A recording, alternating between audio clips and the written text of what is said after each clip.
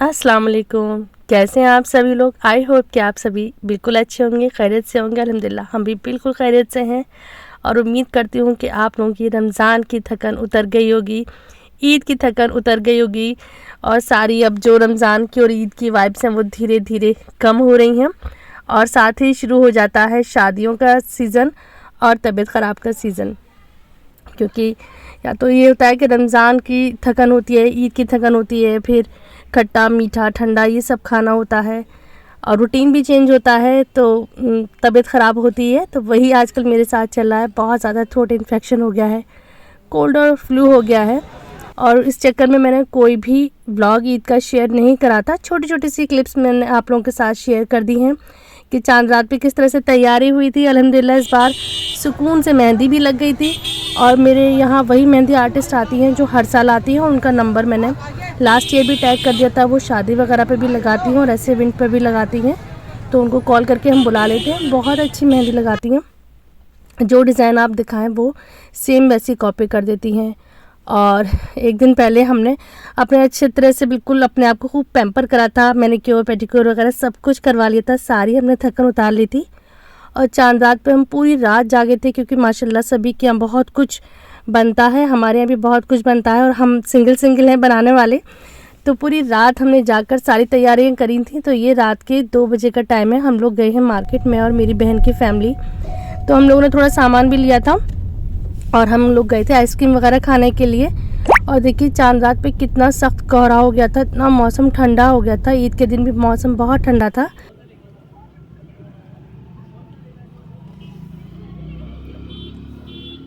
और यहाँ मेरी बेटी का मूड थोड़ा सा अपसेट था, थोड़ा सैड थी, तो उनके भाई उन्हें खींच के ले जा रहे हैं बाहर। ये जो बच्चों के बलून वगैरह लगे हुए हैं उनको दिलाने के लिए।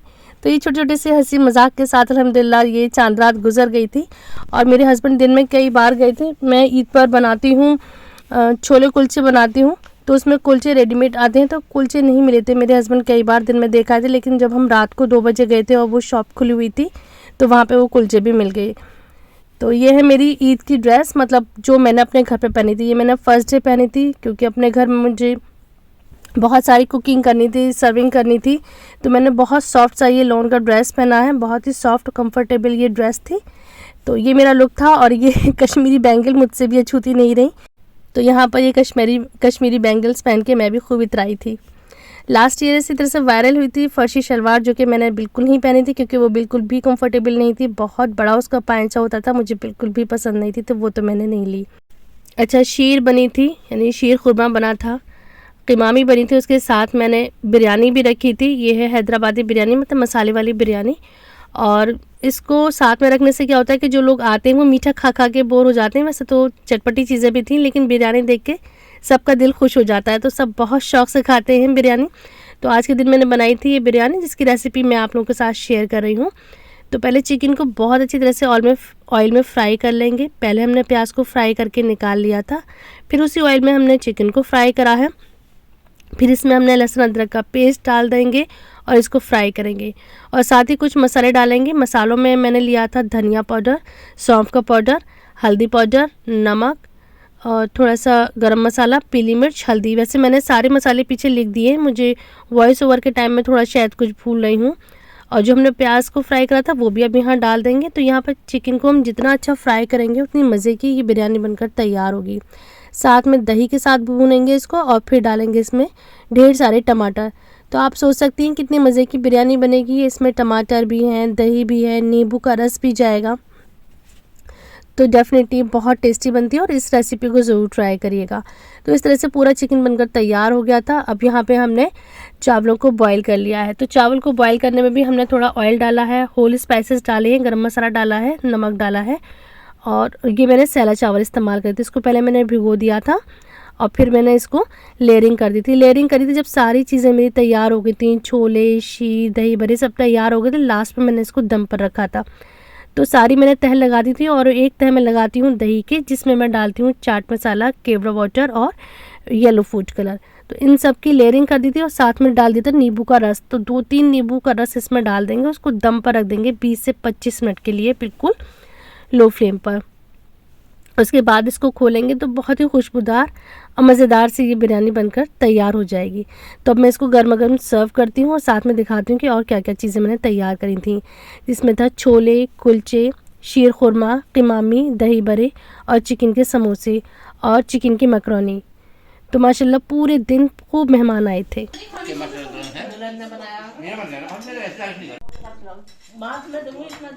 जवानी आनी चाहिए, वो अच्छे हैं। आज यहाँ पर आए हैं और हम लोगों ने बहुत अच्छी तारीफ करी है माशाल्लाह से। बस बस बस बस बस।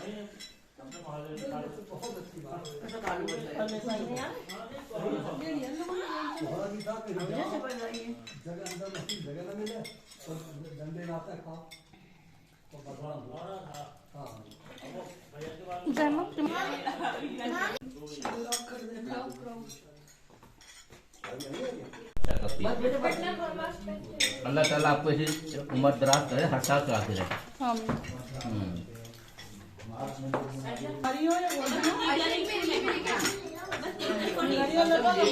माशाल्लाह सोसाइटी से भी बहुत सारे लोग आए थे, मेरे हस्बैंड के फ्रेंड्स भी आए थे, मेरे सारे इन लॉज भी आए थे, कुछ मेरी तरफ के रिश्तेदार भी आए थे, लेकिन नहीं आई थी तो मेरी बहन जो सबसे करीब रहती हैं और वो ही नहीं आ पाई थी। उनके हस्बैंड उनके बच्चे तो आ गए थे लेकिन वो घर पे नहीं आ पाई थी। तो यही होता है कि जो करीब होता है तो वो यही सोचता रहता है कि हाँ अभी चले जाएंगे अभी चले जाएंगे, और वो जैसे ही आने का सोचती थी तभी उनके यहाँ कोई ना कोई गेस्ट आ जाते थे। तो वो इस बार कुछ भी नहीं खा पाई थी मेरे हाथ का और मुझे इसका बहुत ही अफसोस रहा। बस मैं भी सोचती रही थी कि वो अभी आती होंगी और मैं भी उनको भेज नहीं पाई थी।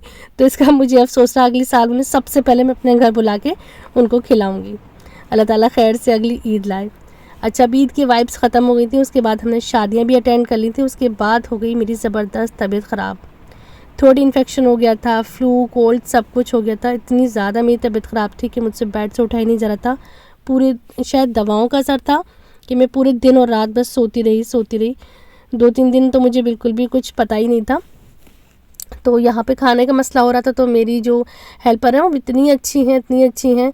मैं कहती हूँ कि एक अच्छी मेड का मिलना भी बहुत बड़ी नेमत है आज के दौर में।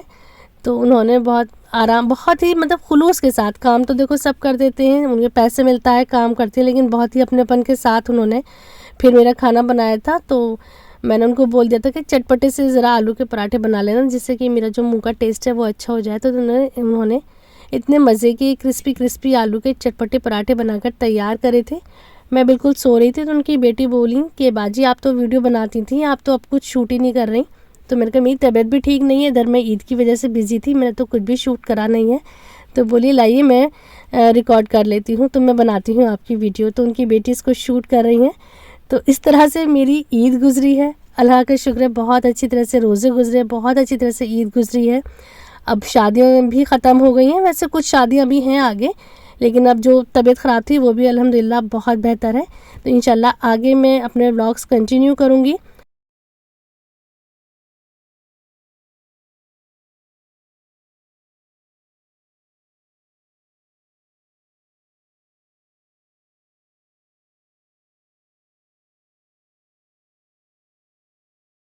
अच्छा, घर पे ये पराठे किसी ने खाए थे हरी चटनी के साथ, किसी ने लाल चटनी के साथ, किसी ने केचप मेयोनीज़ के साथ खाए थे, किसी ने आम का या मिर्च के अचार के साथ खाए थे और किसी ने दही के साथ खाए थे।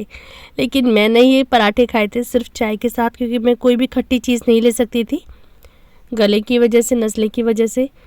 और मुझे चाय के साथ ही पसंद भी बहुत है, या तो मैं दही के साथ खाती हूँ या चाय के साथ खाती हूँ। तो आप लोग कमेंट में बताइए कि आपको आलू के पराठे या किसी भी चीज़ के पराठे किस चीज़ के साथ सबसे ज़्यादा अच्छे लगते हैं।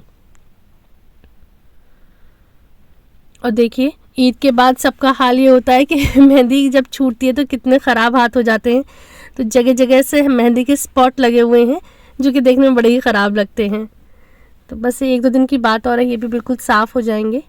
और जब ये छूटने वाली थी तो इतने हाथ ड्राई हो रहे थे, इतनी इसमें ऐसे अजीब से हो रहा था, बहुत इसमें फ्लेक्स से हो रहे थे। तो मैंने उसको अच्छे से स्क्रब करके हाथ साफ़ करे थे। अच्छा, ये है नेक्स्ट डे, खाना वगैरह सब बन गया था। मेरे बेटे जा रहे हैं बाहर, मतलब अलीगढ़ से बाहर जा रहे हैं। तो उनकी बिल्कुल भी आदत नहीं है कहीं रुक के कुछ खाने की या बार बार कुछ खाने की, बहुत ही कम खाना खाते हैं। तो बस हर माँ की तरह से मेरी भी यही फ़िक्र रहती है, किसी बहाने बच्चे कुछ ना कुछ थोड़ा थोड़ा खा लें।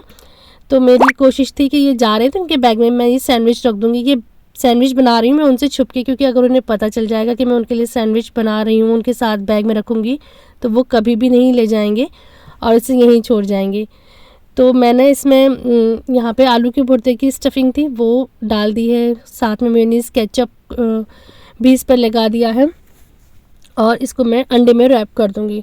तो अंडे में मैंने डाल दिया है ब्लैक पेपर, सॉल्ट और इसको बहुत हल्के से प्योर घी में इसको मैं पहले इस अंडे को डालूँगी। जैसे वो हल्का सा फ्राई हो जाएगा तो उसके ऊपर मैं सैंडविच रख दूँगी।